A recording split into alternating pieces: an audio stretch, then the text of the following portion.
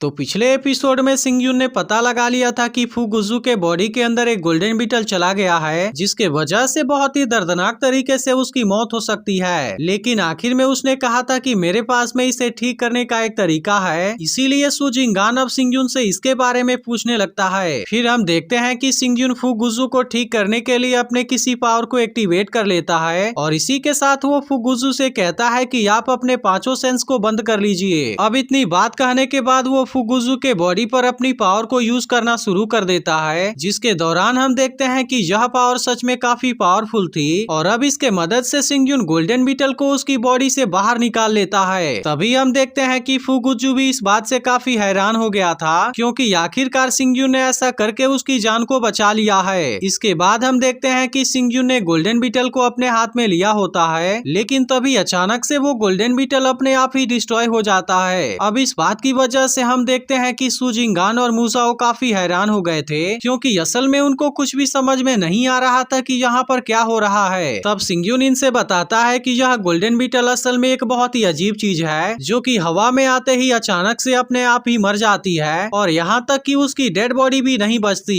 इसके बाद फुगुजू सिंगयुन से उसकी जान बचाने के लिए थैंक यू कहता है, क्योंकि अगर आज उसने मदद नहीं किया होता तो फिर उसकी बहुत ही दर्दनाक तरीके से मौत होती। तभी हम देखते हैं कि इन सभी बातों से सु जिंगान भी काफी हैरान था और फिर वो कहने लगता है कि इस गोल्डन बीटल ने तो मेरे अडॉप्टिव फादर के लाइफ को पूरी तरह से खत्म कर दिया था, जिसके वजह से ऐसा लगता है कि यह मीतियान माउंटेन काफी मिस्टीरियस है, जिसके बारे में हमने कभी उम्मीद भी नहीं किया होगा। इसीलिए वो कहने लगता है कि फादर और जियांग चियांजू तो एक साथ में मीतियान माउंटेन के अंदर गए थे, लेकिन आखिर इन दोनों लोगों के साथ में ऐसी अलग अलग चीजें कैसे हो गई। तब इस पर फुगुजू कहने लगता है कि मैं और जियांगचू एक साथ में मीतियान माउंटेन से निकाल दिए गए थे, लेकिन मुझे याद है कि एक बार वो गोल्डन एंशिएंट स्प्रिंग के बारे में बात कर रहा था और उसने तो एक बार मुझसे पूछा भी था कि क्या मैंने उसे देखा है। इसीलिए फुगुजू को लगने लगता है कि यह सब शायद उसी एंशिएंट स्प्रिंग के वजह से हुआ होगा, क्योंकि मीतियान माउंटेन में एंटर करने के बाद जो चीज दिखाई दी थी शायद वह चीज असल में गोल्डन एंशिएंट स्प्रिंग ही थी। तभी हम देखते हैं कि इस चीज के बारे में सिंगयुन को भी कुछ पता होता है, क्योंकि उसने गोल्डन एंशिएंट स्प्रिंग के बारे में एक र्यूमर सुना था, जिसके वजह से अब उसे समझ में आ जाता है कि जियांग चियांजू असल में उसी मिस्टीरियस पावर के साथ में रेजोनेट हो गया होगा। इसके बाद हम देखते हैं कि इसके बारे में पता लगाने के लिए सिंगयुन जियांग चियांजू को फॉलो करने का डिसाइड करता है, ताकि इस तरीके से वह भी मिस्टीरियस एंशिएंट स्प्रिंग का एडवांटेज ले सके। लेकिन तभी अचानक से यहाँ पर जियांग फेंग के फादर जियांग बुजाओ की आवाज गूंजने लगती है, क्योंकि उसे भी अब अपने बेटे के मौत के बारे में पता चल गया था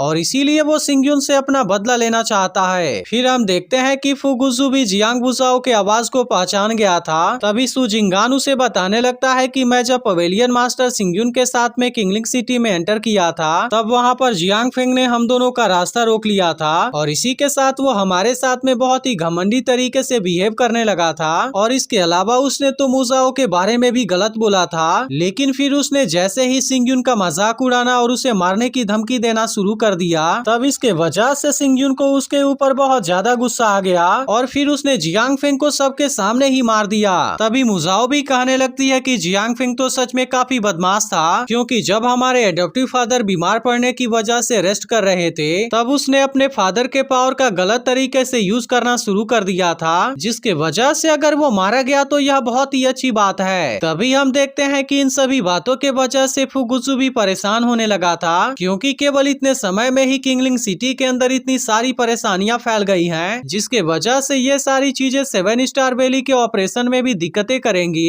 इसीलिए फुगुजू अब इन सारे परेशानियों को खत्म करने का डिसाइड कर लेता है। लेकिन तभी हम देखते हैं कि फुगुजू के बॉडी में कुछ होने लगा था, जिसके वजह से वो यहाँ से और ज्यादा आगे नहीं जा पाता। यह देख सिंगयुन कहने लगता है कि इस चीज की शुरुआत मेरे से हुई थी, जिसके वजह से यह चीज मेरे साथ में ही खत्म होनी चाहिए। इसीलिए वो फुगुजू से कहता है कि अभी आपकी बॉडी काफी कमजोर हो गई है, क्योंकि गोल्डन बीटल ने आपके बॉडी के स्पिरिचुअल पावर को भी बर्बाद कर दिया है। इसीलिए सिंगयुन इनसे कहता है कि अब आप इसके बारे में चिंता मत कीजिए, क्योंकि मैं उसके साथ में अपने हिसाब से डील कर लूंगा। वहीं बाहर हम देखते हैं कि जियांग बुजाओ काफी जोर जोर से चिल्ला रहा था और इस वक्त यहाँ पर बहुत सारे लोग भी आए हुए थे। तभी इसी वक्त हम देखते हैं कि सिंगयुन भी उसके सामने आ जाता है और फिर वो उससे कहने लगता है कि तुम्हारे बेटे जियांग फेंग ने हमारे साथ में बहुत ज्यादा गलत किया था, जिसके वजह से मुझे उसे सबके सामने ही मारना पड़ा। और अब इतनी बात कहने के बाद वो उसके बिल्कुल सामने आ जाता है। लेकिन अब जियांग बुझाओ सु जिंगान और मुजाओ को यहाँ से चले जाने के लिए कहता है, क्योंकि अगर उन दोनों ने सिंगयुन का साथ देने का कोशिश किया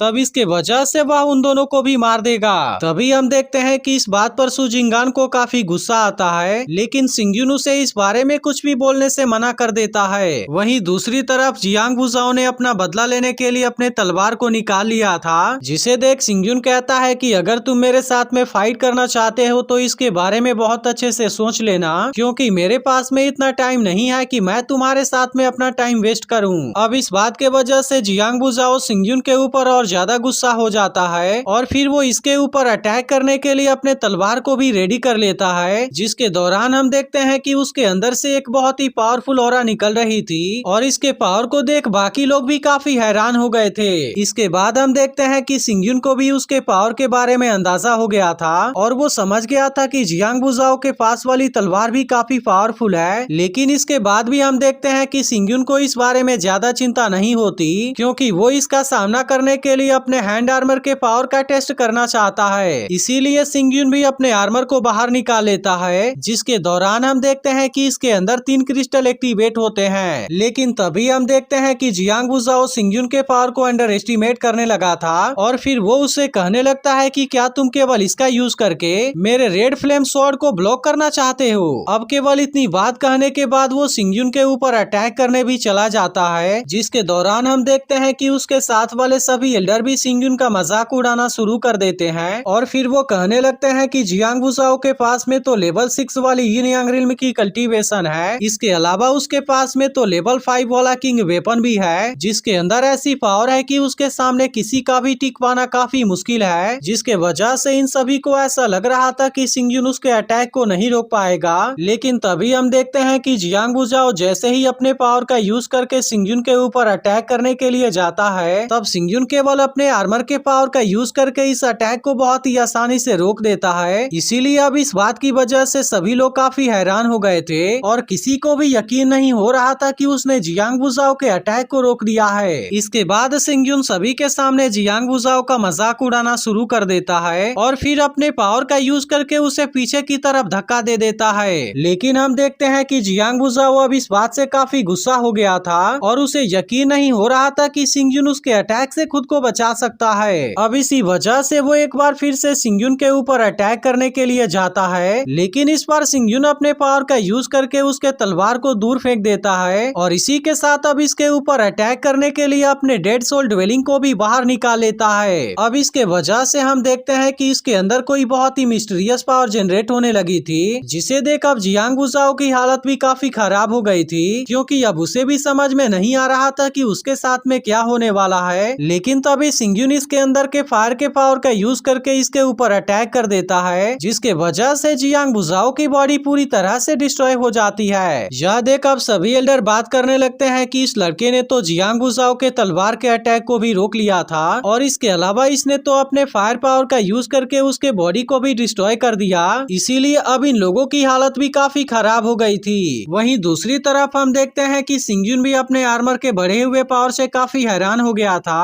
और फिर वो कहने लगता है कि अभी तो इसके अंदर केवल 4 ही क्रिस्टल मौजूद हैं, इसीलिए मुझे अब बाकी के 3 सुपर नेचुरल पावर को भी एक्टिवेट कर लेने की जरूरत है। लेकिन फिर उसे ऐसा लगता है कि कटिंग बॉडी टेम्परिंग टेक्निक के लेवल 5 की वज्रा बॉडी इसके लिए एनफ नहीं है। इसीलिए वो उम्मीद करता है कि इस बार मिथियान माउंटेन में एंटर करने के बाद शायद वो इसके बारे में कुछ कर पाएगा। इसके बाद वो जियांग बुझाओ के साथ वाले सभी एल्डर से कहता है कि तुम इसके बारे में जाकर अपने मास्टर को बता दो और अगर उसे ऐसा लगे कि ऐसा करके मैंने गलत कर दिया है तो फिर वो किंगचेन पवेलियन में आकर मुझसे मुलाकात कर सकता है। अब इसी के साथ एपिसोड यहीं पर एंड हो जाता है। लेकिन अगर आपने इसके पिछले एपिसोड को मिस कर दिया हो तो लेफ्ट वाली वीडियो जरूर देख लेना और वीडियो अच्छी लगी हो तो कमेंट करके जरूर बताना।